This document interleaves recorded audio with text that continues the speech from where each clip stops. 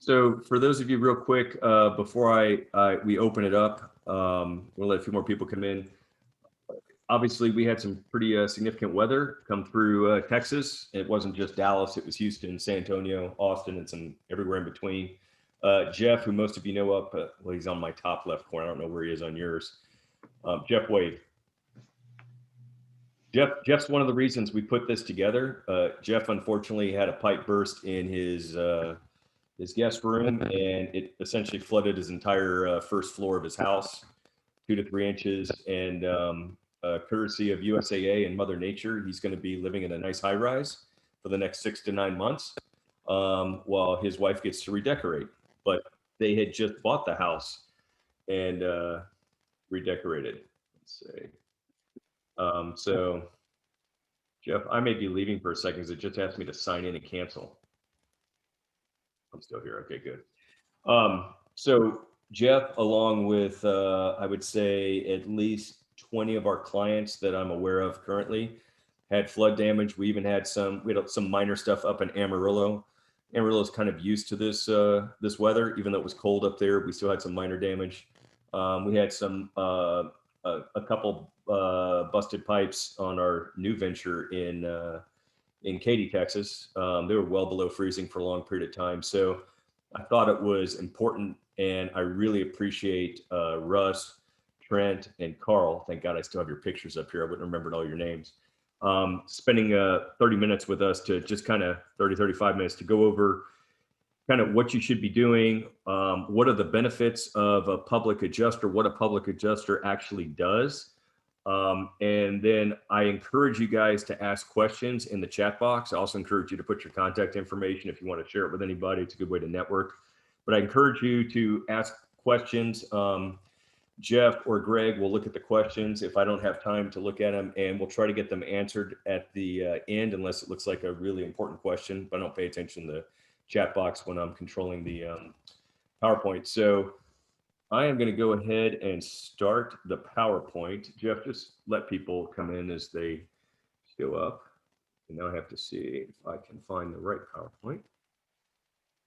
All right, here we go. It's very exciting.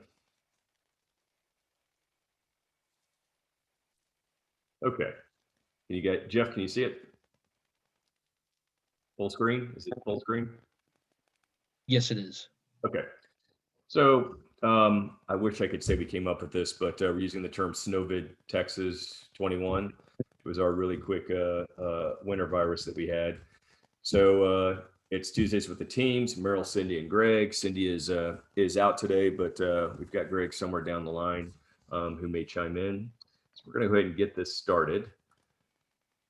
So this is an actual picture from, I think it's Lubbock last week, but it could have been a picture from Dallas or Houston or Dallas or San Antonio or Austin. They all look like this. But bottom line, and the reason we were getting so many people asking about what's going on, the first thing that you should ask yourself if you have a pipe burst, or if your complex has a pipe burst, or you're notified by your management, is there any damage that you believe has happened? This particular webinar is geared towards water, but it could be fire, it could be hail, it could be wind. As we're going to get to shortly, the usage of the retainage of a public adjuster is for any type of potentially any type of damage that's weather related, that's of a significant price, and they may argue it's of any price. But obviously, if you suffer damage, the first thing you should have done, if you haven't, you need to do it right now, but I'm sure all of you have. You call your plumber. Next, you call your carrier or your agent, and you notify them that there's been damage. That's essentially a claim. And then you should remediate the damage. You don't wait for an adjuster to show up. You do have a duty to remediate to the extent you can within a reasonable time. So remediate, Jeff could tell you firsthand, but for example, in a house and primarily in a multifamily as well, they're going to cut out initially. First they're going to fix or stop the pipe from continuing to run, either cut the water off or fix the pipe. Second, they're going to cut out all sheetrock, any type of material where water could be behind, to the extent they can, to start letting it air out. So that's kind of the first thing. Did you suffer damage? Second thing is, what's next? This is not any of our public adjusters. This is just some older guy who is adjusting. That actually looks like Jeff's house right now, except without all the posters. Would that be right, Jeff? It's a little cleaner, actually. I think that one has less damage. Yes, it is a little cleaner. Your insurance company should set up an appointment to send out an adjuster to assess the damages. And Jeff is firsthand, that happened within about 3 days. Yes. So we had the event happen on a Thursday. The adjuster was out there Sunday afternoon. 2 days ago. Perfect. All right. So now we're getting to the good stuff. This is going to be one where I don't talk as much. You guys will love that. So my buddy Russ is the CMO for a public adjuster outfit called Suncoast Claims. And he is joined by Trent and Russ. Yes, and Carl. And I'm unfortunately, I forgot to send you That's all right. I lost my screen. bio because I wasn't sure he'd make it onto the thing. I lost my screen. So I'm going to let Russ give you guys a little background about himself and about his partners. And then we're going to skip ahead to a couple slides and start getting into the meat of what an adjuster does and why and when. Russ, go for it. Thank you so much, Merrill. We really appreciate you allowing us to come in here and talk to you guys. And I hope everybody's doing well. As we all know, this event was unprecedented, and it's unique, and it's going to be bad. The predictions are it's already going to exceed Hurricane Harvey in billions of dollars. So we all have to be prepared. So who are we? As Merrill mentioned, we're with Suncoast Claims. We're public adjusters. Our office is headquartered in Bedford, Texas, which is in the mid-cities, central to Dallas-Fort Worth. We've been in business 18 years. Carl, who's on the phone with us, is the president. His father started the firm. So Carl has only done this, with the exception of his stint hunting down bad guys in Afghanistan when he was in the Army. And then Trent has a unique position. He was a State Farm catastrophe adjuster that will handle large losses like in Katrina and so on. Started a commercial roofing company, then got real wise and joined the good side and became a public adjuster. So he has some very unique knowledge, and he handles the vast majority of our large loss commercial claims. I've been a licensed insurance professional. It'll be 36 years in June. So I've been in this, as they say, I've seen a thing or two, and I've learned a thing or two. But I've spent the last 5 years after selling my agency to become a public adjuster. So our team brings a lot of experience that adds credence to what we do, and we're just very excited to talk to you guys. Multifamily is we do have quite a bit of experience working multifamily claims. They're unique. They have a lot of moving parts, and so we definitely speak your language, whether you're using a property manager or managing yourself, or it's just something we're accustomed to. Do you want me to just tell you very, very briefly, or here, I'll let you go to the next slide, and we'll keep transitioning into this good. Hey, combo. Trent, unmute yourself just in case we lose Russ. He's a little fading in and out. He may have a little flood touching his Wi-Fi line from a bursted pipe. You saw Trent. He actually looks much better in the picture than I see him on the video. I don't know how long ago that picture was, Trent. But we all do that. I have my picture from 16 years ago on my LinkedIn. So I'm going to go ahead and we're going to go to step 3. So step 3 is your option, hire a public adjuster. So I have some bullet points here. Everybody can go back over this later. But the biggest question literally I had from a lot of people when we said we were going to do this about 48 hours ago, what is a public adjuster? So either you or Russ, if you guys want to take that question, I have it right here, but you guys can give kind of a scenario of what you guys do. Well, this is the question we get the most often, because the vast majority of our clients either didn't know what we did or didn't even know we existed. So a public adjuster is a licensed adjuster that only represents the policyholder's interests. So we can't moonlight for USAA or State Farm. We are strictly aligned with the policyholder. And our job is to level the playing field, because I'm sure you all are probably aware, you're not naive people, that the adjuster the insurance company sends out is not aligned with your interests. They have great, catchy, commercials that make you feel like, oh, you're in good hands, or we're your good neighbor, but we know that's not the case. It's an adverse situation. So we are brought in to represent you, the owner of the property, to make sure you get a fair shake. And that's solely what we do. We are experts at both the interpreting policy and applying the policy to coverage. And then we're experts at the actual remediation. How do you fix this? How do you put this back together? We don't do the fixing, but we know how to price it so that your contractor can come in and do the job correctly to code and appropriately, and not having to cut corners, because we make sure the carrier pays you everything they owe you and not the pennies on the dollar they like to come out and offer. You have anything to add, Trent? No, I don't. That's pretty much right along the lines. Well, one thing I will add, we basically will be representing you guys to the insurance company as an adjuster to an adjuster. So we can have those conversations with the insurance adjuster on their level, not just from a contractor side, but how adjusters think and talk. Okay. Okay, good. So, well, I understand what you guys do. Why should we use one? Now, I understand, as you guys just said, I know the answer to this, but these may be questions other people would ask. You know, like Jeff and I, we have USAA. They've always treated us right. Why should we use a public adjuster? And that's more, honestly, that's more on the residential side. I think would be more interesting is on the commercial side. I mentioned something with Russ earlier.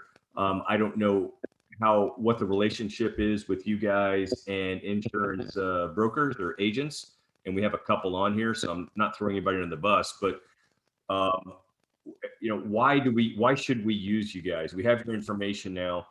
Do we use you right now? The moment we think we have a claim, do we get you involved later when they send us a settlement and they're asking us to sign it? You know, kind of when do we utilize you guys?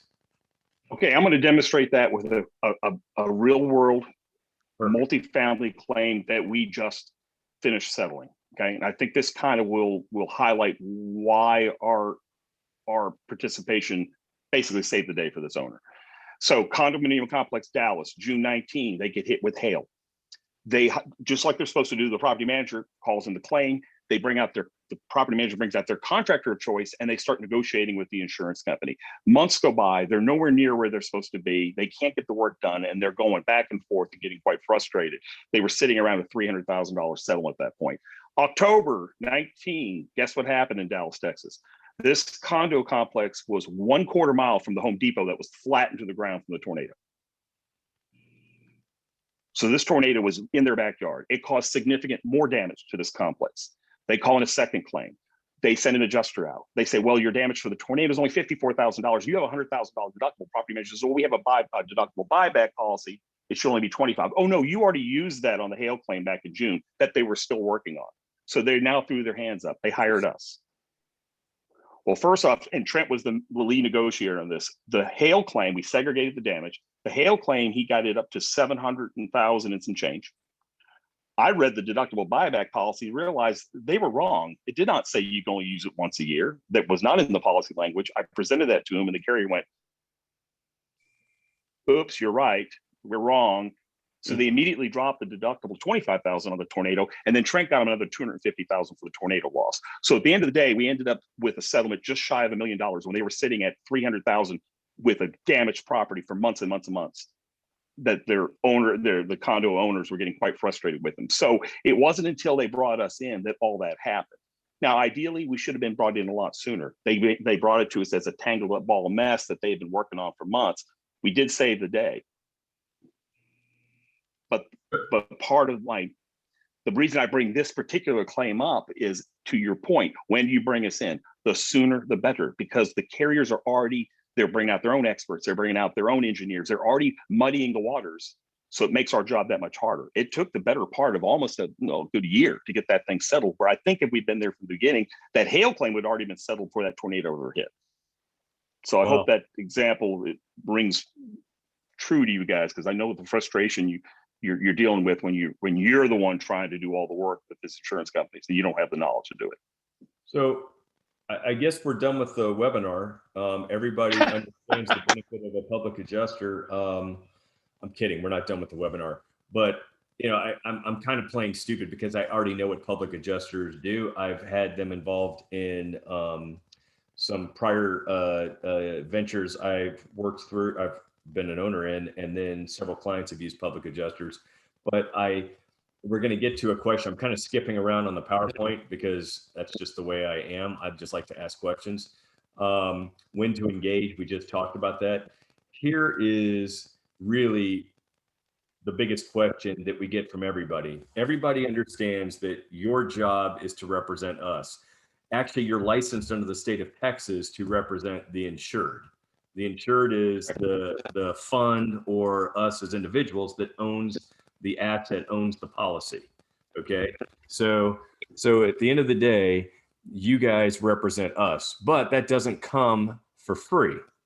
And you know, no one likes talking about fees, especially lawyers, because people always beat up the lawyers. You know, why are you charging so much? Blah blah blah. Well, to protect you and to make sure you get your protections and you're entitled to everything you're supposed to have in your documents. You guys are the same way. And I was going to come up with an example, but Russ, you already came up with the example. So basically, these guys were stuck at $330,000. And I don't know what you charged. I'm going to assume you charged the max, okay? Because I know what the cap is, state of Texas. And you got the claim up to close to $1 million. So if you charge 10% and you essentially got the claim to $1 million. So hypothetically, you guys got $100K once it paid out, and it netted the insured $900,000. So basically, the insured went from $300,000 or $330,000 and change to $900,000. So you guys got their claim increased $570,000 plus or minus. To me, that's an absolute no-brainer. It's almost like when you do your taxes and you have your tax protesting, and you know they take a percent of whatever they reduce it by. It's the same idea. I presume if you guys work on claims for somebody, and correct me if I'm wrong, and you don't have a positive result, and it's still the same, are you still charging them? How does that work? Zero. No, we're on a 10% contingency only. So we're taking all the risk. If we take on a claim and we don't get that claim settled, we don't get $1, we do not get paid. So we're putting a tremendous amount of faith in the claim and our abilities to get that claim settled. And the more we get, the better it is for the owner. So there's no incentive for us to stop and just say, hey, this is good enough. The more we get, the better it is for everybody. We call it the win-win. And yes, It's pure contingency. In Texas, the public adjuster cannot charge any other matter. No flat fees, no minimum. It's contingency only. Wow. Yeah, so that's very interesting.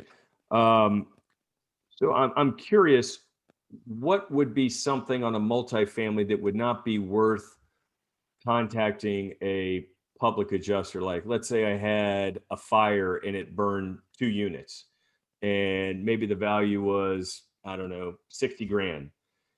Is that worth calling you guys to look at it, or is that I hate to put you on the spot? You're not. No, that's an excellent and fair question. There are some economies of scale. If it's in the Dallas-Fort Worth area, we'll take claims as low as $25,000 because we do some residential. We want to help as many as we can, but it doesn't make sense for us to do a $25,000 claim in El Paso. So so the larger the loss, the further we'll go. And we're also licensed in Oklahoma, Colorado, Florida. But again, we don't run off to those states unless it's a real whopper, So it would be just a matter of having that conversation with it. If somebody called me and said, hey, I've got a $100,000 claim in Waco. Sure, it's an hour from us. But if I had a $100,000 claim again in Amarillo, it probably wouldn't be worth our being involved. But we will refer it out to maybe another PA that we know and trust. But the bigger it is, the further we go. It's quite simple. But yeah, if it's in our backyard, we'll do those lower threshold claims that a lot of PAs shy away from. But Russ, what if I happen to have a $100,000 claim in Amarillo? You personally? Well, Merrill, for you, I will do it. Yeah, of course. Tandy's smiling. We have a couple assets up in Amarillo. Now, in case anybody's wondering, we don't get anything for having these guys on. That's, you guys, most people know. And if you're new, I don't get anything. Law firm doesn't get anything special for having them on. They didn't pay us advertising or anything like that. I think this is something that people really need to know about. And quite honestly, whether it's these guys or somebody else, I don't know who else to call, but if you have damage, you need to reach out to these guys. They may look at your settlement and say, hey, that's a good settlement. Great, go with it. Because they're looking for long-term business. We hopefully don't have long-term lots of claims, but we've been involved with some assets with a couple of fires and some hail damage, and it just happens. And it seems to always happen to multifamily. Don't know why. But I think these guys are very, very necessary in what they do. And especially if you're stuck at a dollar amount and you're not sure, it's your second opinion, and your second opinion costs you 10% if they get you more dollars on your claim. So it's kind of like a no-lose situation. Can an insurance company, I'm going to ask you this, you may not know, can they increase someone's premiums because they utilized a PA?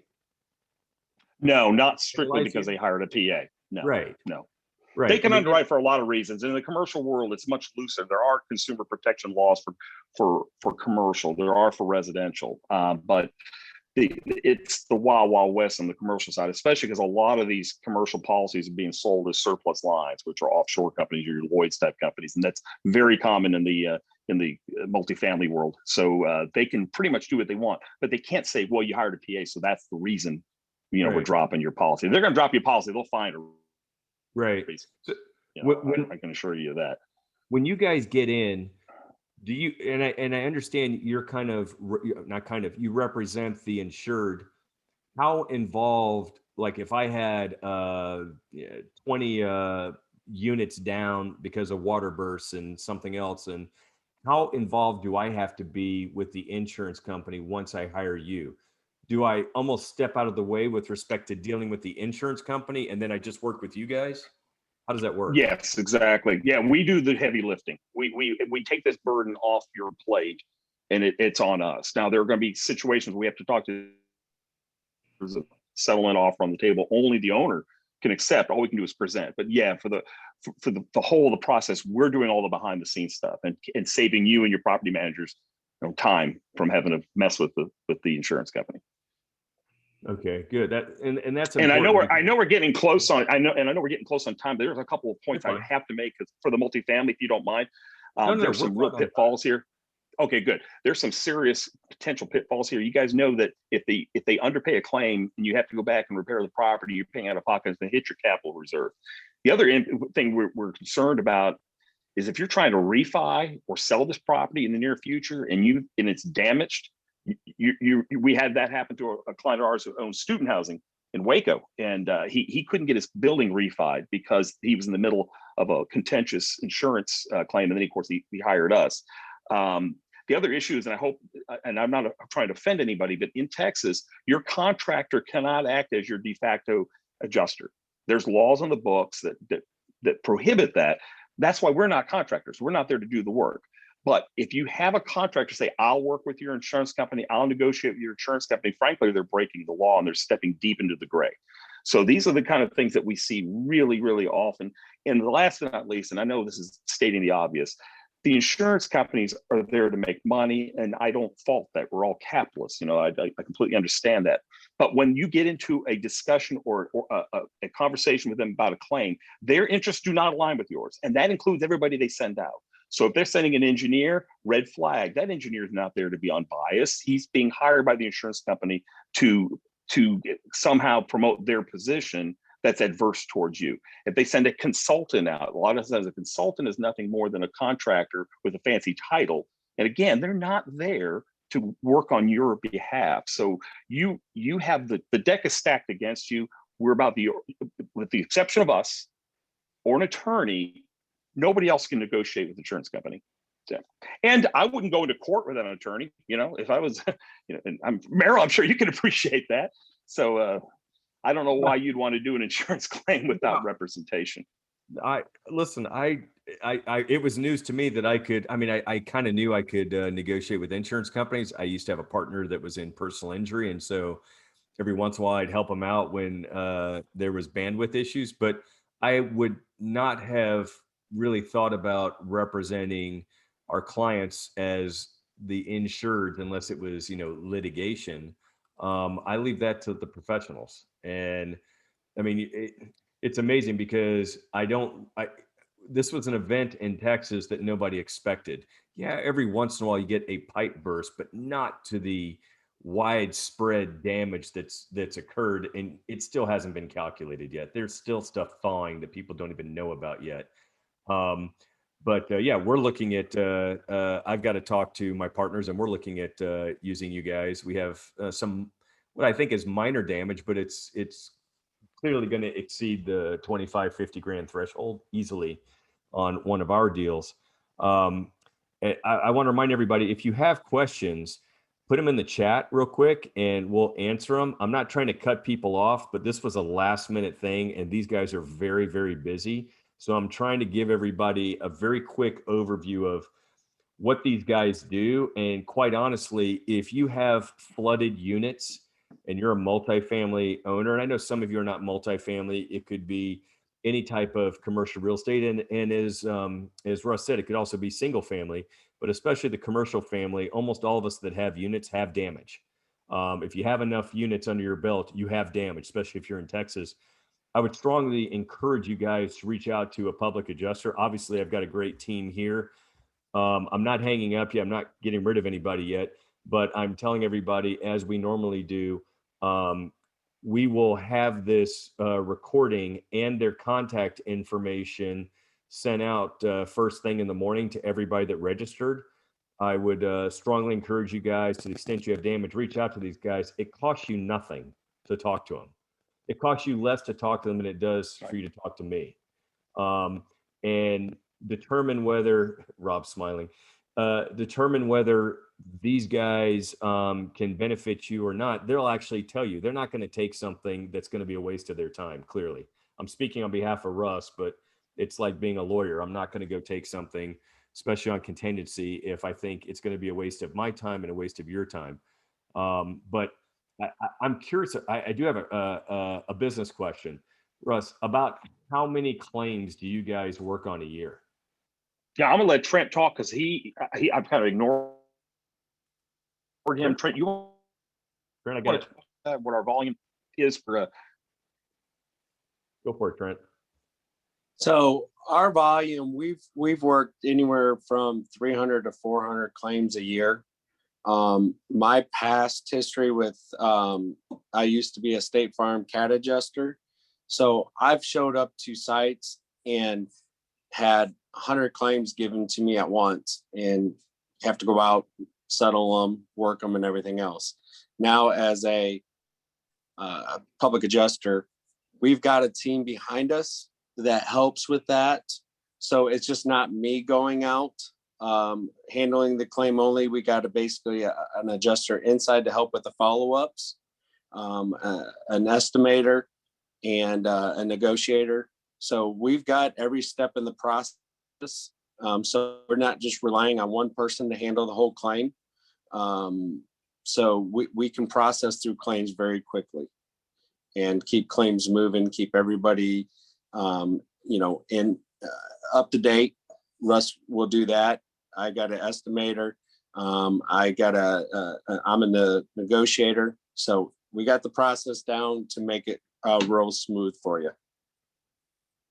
That's great. So I'm going to go through a few quick questions. I know you guys have a lot going on.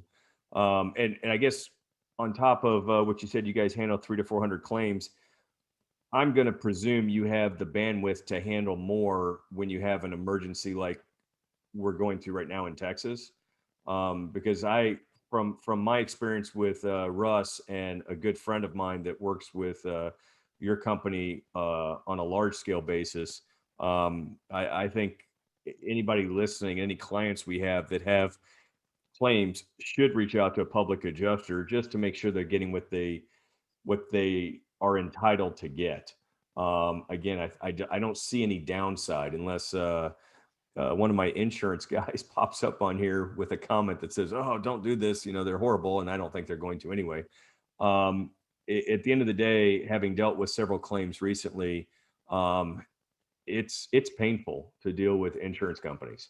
It's very painful, and to have somebody who is on a contingency basis, to cover that. Tandy, I think you can probably nod your head big time how that might be helpful. I'm going to, she's smiling. I'm not going to put you on voice because I don't want to hear what your response is. I'm going to go through some questions real quick, guys. Some of these may have already been answered, but this is just people that got on late. Oh, Carl's just telling us he's here and muted himself. Thanks, Carl. Okay, people are making jokes. I'm going to get past the jokes. So Natalie asks, what's the claim threshold that makes sense to bring in a public adjuster? I know you said 25 grand, is the absolute minimum. In our backyard.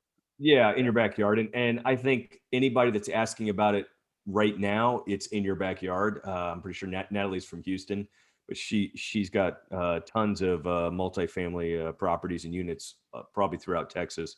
But I would imagine if you've got 3 or 4 units that flooded, that's clearly within the ballpark.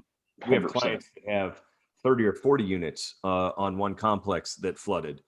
So yeah, I mean, a couple units. I know what it costs to repair a unit from fire damage. So easily you could pay 25 grand for 1 unit, depending on how bad the damage is. So I think from a threshold standpoint, it's almost a no-brainer to reach out to them. And I would imagine within a minute or two, you guys can decide whether it potentially meets the threshold or not. I'd err on the caution of reaching out to them if you had flood damage in your property, especially if you had to move a tenant out of 1 or 2 or 3 units. If it was bad enough that a tenant couldn't stay in it, I'm going to assume you had some decent damage on those units. That's at least been our experience. So let's see what else. And let me preface this. It's important that we review the policy first, because if you have an excessive deductible, or, unfortunately, I had one of my commercial clients, a repeat client, reach out to me, warehouse claim in Dallas, didn't have frozen pipe coverage and their warehouse is underwater.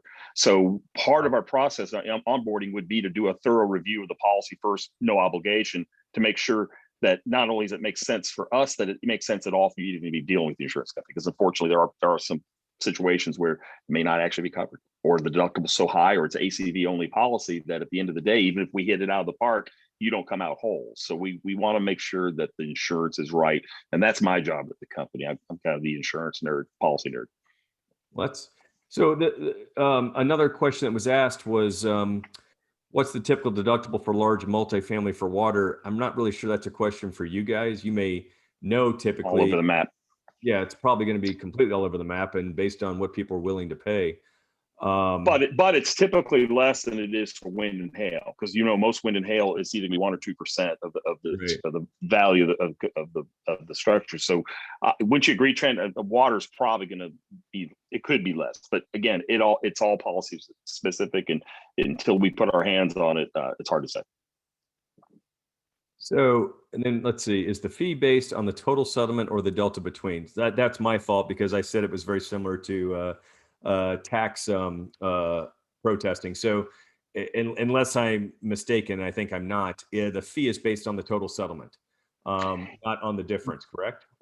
Here, it's the total settlement less any funds already received. So if it's $1 million claim and you've already received a check for $200,000, our 10% starts at $201,000. Okay.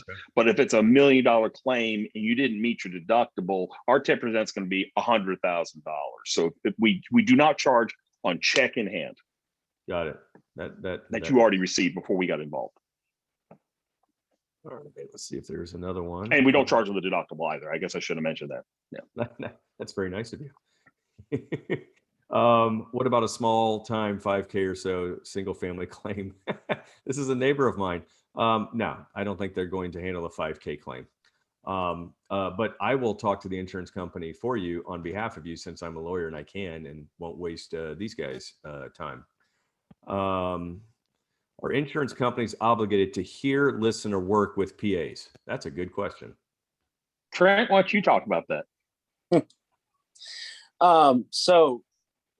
Yes, let me back up. Insurance companies obligated to talk to anybody? No, in all reality of it. They supposed to? Yes, they are. Once you sign our contracts, you are allowing us to represent you. And we've never had a problem with them talking to us because we are representing you, and that allows us to get in front of them. So to answer your question, yes, they are going to talk to us. You give us that right with the contract. So I just said that originally of they don't have to do anything they don't want to, because that's a whole different story for a different day. But right. And that's when we get our friend Mark involved in some of these. But the reality is, essentially, you are stepping in the shoes of the insured via contract, and so they would have to talk to you as much as they would not have to. They should be talking to you as much as they're talking to us. Listen, if they don't process the claim, then that's really good for you, especially if you're owed money, and they won't talk with the PA, because then you're going to go seek a lawyer who specializes in this, and you're going to get potentially multiples of what you were entitled to. And Merrill, to that point, if we hit a wall and we get to an impasse, we work collaboratively with attorneys. We will pass the claim down the food chain. Yeah. And so we do, and when it goes to an attorney, it happens more often than you think, unfortunately, in Texas. But when we pass it off to an attorney, the attorneys use us as part of their case, so we stay with it the whole way. It's not like we just walk away and go away. But yeah, we do a lot of expert. Trent has done a lot of expert work. Yeah, yes, both been deposed. I would assume, yeah, we've been, yeah. If y'all can finally hear my voice, just on the other end of that question, insurance companies, once we send our notice of representation into them, sometimes, maybe whether they say it's on accident or not, they'll still reach out to the insured, or sometimes they'll send a written letter to the insured, and on the bottom it says CC Suncoast Claims, and we never get it. So they're presenting to the insured like they're including us in the correspondence, but they're leaving us out. They'll try to play some tricks like that. We catch them, but just be aware of that. So if you engage us and your insurance company continues interfacing with you as they're allowed to do, you can just say, I don't handle insurance claims every day. That's why I hired a professional. Please contact Suncoast Claims. They'll get you the answer that you're asking for, or they'll get you that information. And just keep redirecting them. Eventually they'll say, okay, fine. That happens rarely, but I just wanted to add that. That's a possibility. So, Carl, hypothetically, let's say I have a fire on one of my multifamilies and it knocks out 12 units, like completely destroys 12 units, and I've already received a settlement check from them. Do you guys ever go back, and it was within the last 12 months, do you guys ever go back and review policy for people to see if they actually got what they're entitled, or is it too late and you're just screwed? It'd be a case-by-case basis. We would want to review the policy, all the claim documents that you have available. We may consult with legal counsel just to check on statute problems. But if it clears all those hurdles and and we think, yeah, it looks like there is some more adjustment to be done here, we can step into a claim halfway through the process. Like Russ said, it's easier if we're on the front end because we don't get that big tangled fishing line we're trying to unravel. But we can reopen claims. Insurance companies will say, oftentimes they call it closing a claim. They'll send out a correspondence that says, if you don't have any problems with this, or if we don't hear from you, we're going to close your claim. It's basically, that's just their way of saying, I want this off my desk because my boss is breathing down my neck. It's basically they're flipping off a light switch, and you can flip it right back on as long as it's within the time limits. You haven't waited too long. Right. That's something we can go after, no problem. Okay, cool. I got another 2 more questions if you guys have time. Absolutely. I have in a commercial property such as an office building. So the question is, I know where this is going. Who's responsible for the water damage type of claim? So I think the idea is you're leasing, let's say I'm leasing 10,000 square feet in a 100,000 square foot building, and the pipes burst in the ceiling and, destroy a lot of my personal property, desk, computers, servers, blah, blah, blah. I think I can probably answer this. You're always going to look to the lease as well, but typically the landlord's going to be responsible, but you may also carry insurance, and then the insurance companies may work with each other. you guys are welcome to chime in on that. But I think the issue is who's responsible for the loss.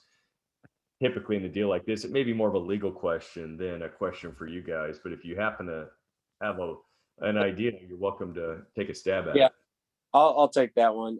So really, it's just like if a fire would start or anything else as far as who's responsible. If the leaseholder has insurance, they're gonna have their stuff covered, and then the building owner will have their stuff covered. As long as there's no malice or intent there, they can't help it. So it's just, let's take this for example. If you have a tree that's on one side of the property and falls and hits somebody else's house, that tree on that other property, that property owner is not responsible for that tree that hit that house. It happened. It's not their responsibility. That tree falls on somebody else's property and it hits their house. It's the other person's insurance that's responsible for that. So even though it's on somebody else's property, there's not coverage there. Now, unless you wrote letters and you said that tree's going to die, blah, blah, blah, you might have it where they could subrogate against it. It's a whole different situation. But as far as that goes, that's why they're required, most likely in that lease, to have insurance just in case something like this does happen. But you would definitely visit the lease to see how it is set up as well. That's going to be a big key, especially on the commercial side of it. Interesting. Okay. So this is just giving you guys a heads up. This is from a friend of mine who is a broker who's online here. The question is really to Russ or any one of the three of you guys can answer it. We have clients that continue to call us.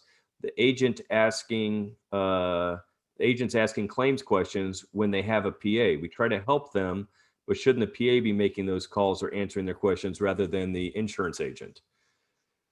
Is that true? This is, I guess, it's something that's ongoing right now. So it sounds like the policyholders have retained a PA, and those policyholders are still calling their agent, asking questions. Depending on what the questions were in the claim, I'd say that's a little unusual in my experience. It's usually there may be instances where the policyholder reaches out to their agent, like for a copy of their policy, or maybe there's some other information the PA doesn't have. But generally, I'd say that's unusual. Russ, you may, with your background you may have more feedback on that. Yeah, that's not ideal. And keep in mind, if it's an independent agent, they're kind of the man in the middle, where if it's a direct writer, they really do only serve one master. But if you're in a claim situation, there's nothing unsound about asking your agent about policy, but they really shouldn't be talking to the agent about the actual claim process. And at that point, I will tell my clients, stop communication with the insurance company. Let that all flow through us, because a policyholder can be their own worst enemy. And Trent can attest to that. We had a situation, we walk up to a building and the secretary runs out and says, "I'm glad you're here because this damn thing's been leaking for 10 years. And we're just like this. So we try to tell our policyholders, let us do the talking. And any questions you have, filter them through us. Nothing wrong. Call the agent and say, "Hey, you got the mortgage company wrong before I get my settlement check. Can you fix that?" No problem. Or send me a copy of the policy. No problem. But don't call the agent with a bunch of claims questions. Jeff, does that answer? Or did you have a different question? I have you on mute. Let me unmute you. This is rare. I'll let Jeff speak. Can you unmute? Yes, yeah. There you go. Yep. You did. I mean, you have answered the question correctly, and the guys answered what I thought. We'll have people call us after the claim and actually details about the claim, not necessarily about the policy, or send a copy of the policy. And I've always thought that would have been, or should have been, the role of the PA to either call us or call the adjuster. And the guys have answered the way I thought it was. I think this particular client just had a bad PA that wouldn't respond. Couldn't seem to answer the question. That happens in all areas. Anyway, but that was the answer I was looking for. Yes, thank you. Yeah, Jeff's one of the large insurance. I'll call you provider, but you're not actually providing the insurance, but brokers the insurance for a lot of the people listening, and a lot of there are hundreds of multifamily investors in the DFW and Houston area. So his company is responsible for a lot of the policies that are written. And so it's always nice to have him on, and hopefully you guys can work together as well. I do find we actually, well, Go I ahead. was gonna say, we have very good relationships with a lot of independent agents. Matter of fact, I belong to the independent insurance agents of Tarrant County.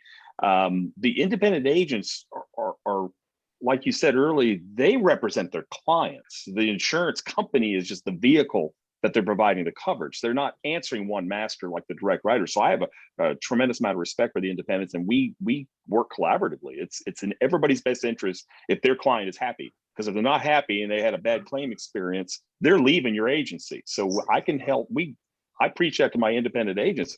I'm here to help you keep your book of business, not lose it, because you're going to move them next year anyways. When they're mad at XYZ insurance, you're moving them to ABC next year.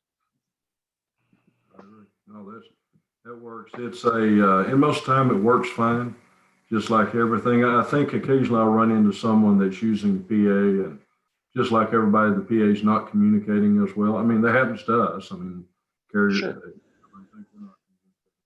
It's a difficult time. They have questions how to operate. But I've always thought it's the PA's role, which y'all have confirmed that. So thank you very much. Mhm. Absolutely. So again, we're gonna make this available to everybody. Tomorrow, we're gonna send out a link with the video, and Russ and Carl and Trent's contact information. We're gonna give you Carl's cell phone number, so you can call him. He told me he's available 24/7. I will. 24/7. Yeah, he just threw his phone away. I will point out that, like, people that I've talked to that have 20, 30, 40 units down, that are flooded. And if you're going to be putting in new faucets and toilets and stuff like that, you probably need to hit Kelly up. She'll start smiling in a second. She has the world's biggest smile. You're going to hit Kelly up, who is affectionately known as the Potty Princess. You guys, Russ, Trent, and Carl, you're in the forefront of an actual princess. She is the I'm gonna let her speak because she's really funny. Kelly's company is Water Conservation Company, and toilets, faucets, shower heads, all sorts of stuff. Saves our clients literally millions of dollars by re-outfitting. Some of them aren't even that old, but just inefficient water conservation. So you need to tell your buddy that I'm giving you guys a big plug right now. But Kelly's claim to fame is she's number one in number two. Yeah. Number one at number two, right?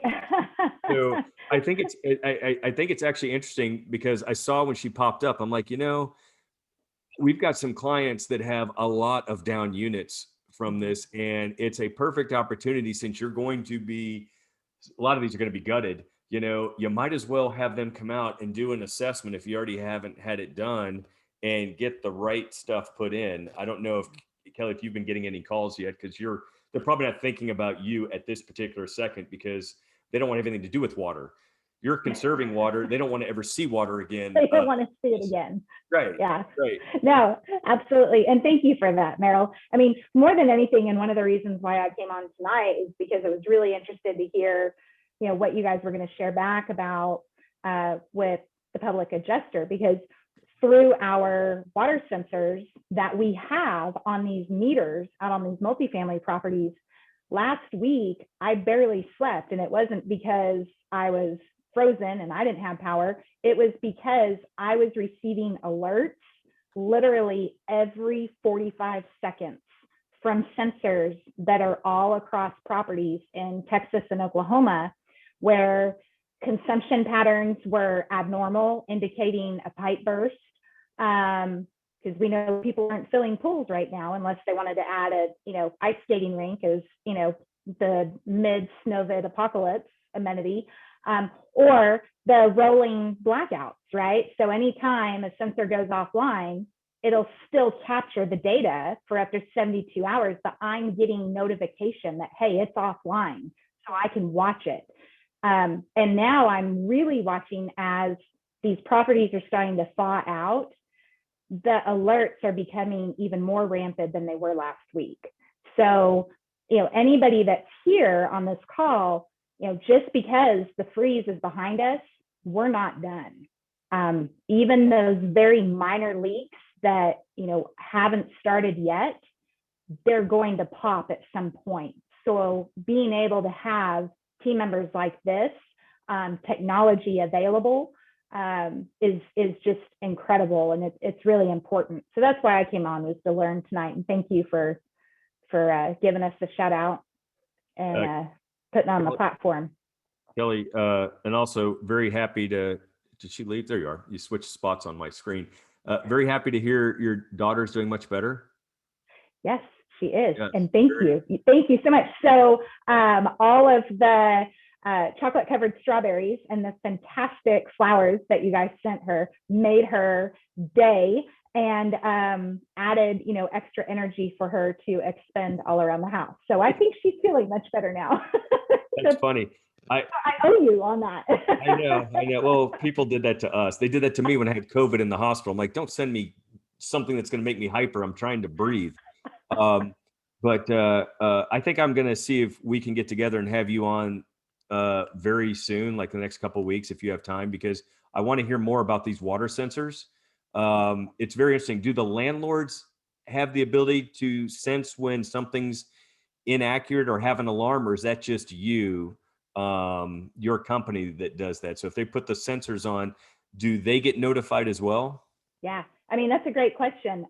Yes, they do get notified. So here's what I learned is I get really excited about new technology, and I think most of us do. And then we put it all out there, or we get this whole brand new iPhone, but we don't know what to do with it, and we don't know how to work it. So having an expert part of your team as it's, learning your, property's behavior patterns is really important. So for the first year, with your blessing, we will oversee that, and we give you full access.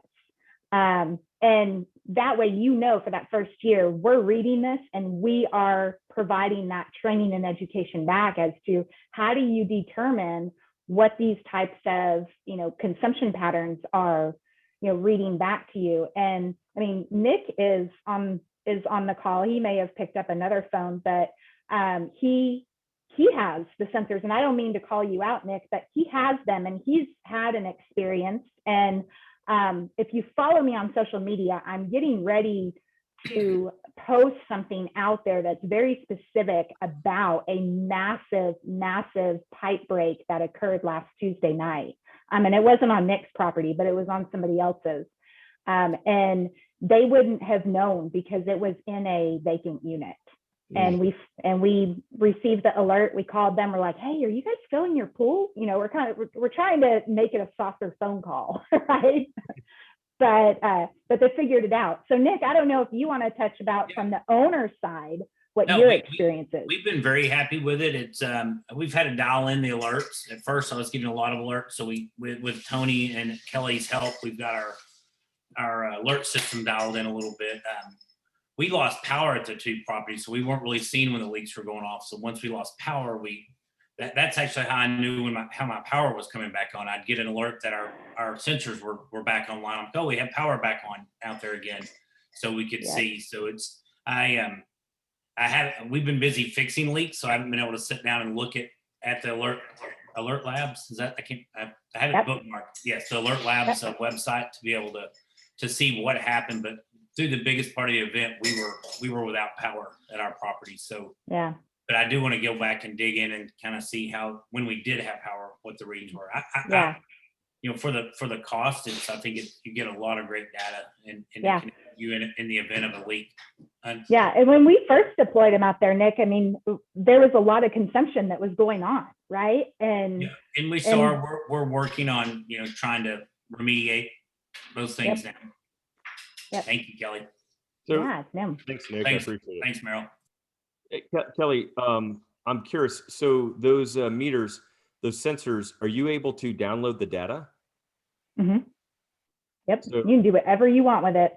Yeah, we could do some very interesting KPIs with that, like we do with our other stuff. I think if we have you on, we'd like to see some like examples, like some live dashboards, some what you can do with it, and if we can download just somebody's sample data, obviously we'll anonymize it.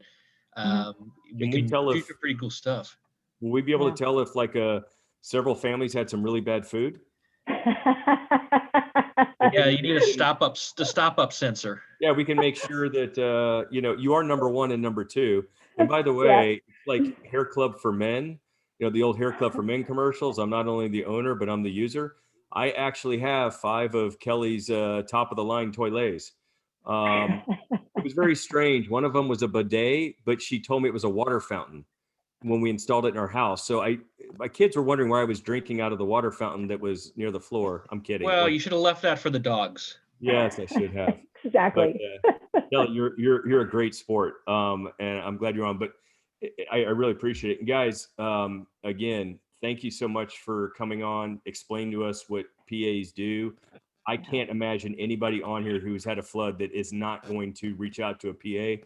I'd recommend you guys, Russ, send me your contact information. I'm pretty sure Jeff can just send a really quick email out to those that signed up, Jeff, just with their contact information. Yeah, Russ, just send me if you have like a banner with your company info or like a digital business card or just some kind of just graphic. Yeah. I'll include it in the email tomorrow. No, he's got You a got signature block. I want to see if you can send an email out tonight, though, to the group with just their signature block, because there are people right now that are dealing with claims. And Okay. if they want to reach out to them, I think sooner than later, because they're not going to have the bandwidth like a lot of PAs with tons and tons of claims, but everybody here is multifamily and they've kind of heard the process. I get nothing out of it, guys. I know it sounds like I'm selling something. I did get 5 toilets out of Kelly. Okay, so yes, I got a benefit. But other than that, and I think of her every time I'm on a toilet. I just want you to know that, Kelly. I thank God I'm so glad I have these toilets. I don't know if that's a good thing or bad thing. Russ, maybe in the chat box, you could just put your contact information right now and I'll follow it up with something that you send me later. Whatever you want me to share with the audience, I'll send that out later. Let me make, before we end it, I just want to make a quick point. I would avoid calling it flood when you're your insurance adjuster. Water damage. Refer to it as water damage. I know it seems like your living room has flooded, and I guess it literally has, but flood is typically excluded, so you don't want to give them any leg to stand on there. So water damage is the way to go. That's what I'd call it. All right, so I tell my clients there's a 4-letter word you never use when you have damage, and so now there's a 4-letter word and a 5-letter word. You don't use the FLOOD word, and you never use the MOLD word. Right. You never have mold. You may have some growth, but you never have mold, and we don't have flood. You just have condensation. Yeah, the mold is damage as a result of water intrusion. You just said mold. Turns to a longer word, a longer phrase. You just said mold. Yeah. We got to call it. I mean, I don't know, and it's certainly not black mold because that doesn't exist. That doesn't exist anywhere. Russ, were you able to put your contact information? I'm doing that right now. Give me a sec. And I don't know if you guys work on commission, Carl, so I just keep tagging Russ because he was the initial contact. I don't want to give him all the fun. Oh, overload Russ's phone. That's what he's here for. If you guys look in the contact information, and I'm not telling you to call now. This is not a call now and get your 1999 Ginzu knives or whatever, but I do think if you're on a deal, They're done. Perfect. I can see it. If you're on a deal, listen, if you're a passive investor, don't call these guys and step around the managers on the deal or the GP on the deal. That's not going to go well for you. And that makes you more of an active investor and triggers liability. If you're listening to this and you don't believe, or you don't think maybe your GP has looked into it, you can just send information on and say, hey, I just listened to a webinar and, have we thought about using a PA to oversee the claim?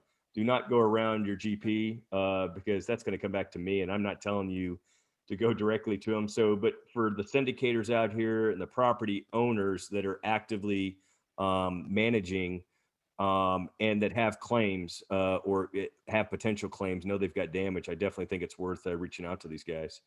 Again, thank you, everybody. I apologize. We went like 15 minutes over than I said, but I thought it was very helpful. And I'm going to get Kelly on next if she'll agree to do it. Not next, like next minute, but on the next show. And she can demonstrate the flux capacitor on the latest high-tech toilets that she has. I got her to smile again. She always smiles. Anyway, everybody be safe and appreciate you guys listening. Thank you very much. Thank you so much, Merrill. Appreciate you. Thanks, guys. Good night. Night. Take care.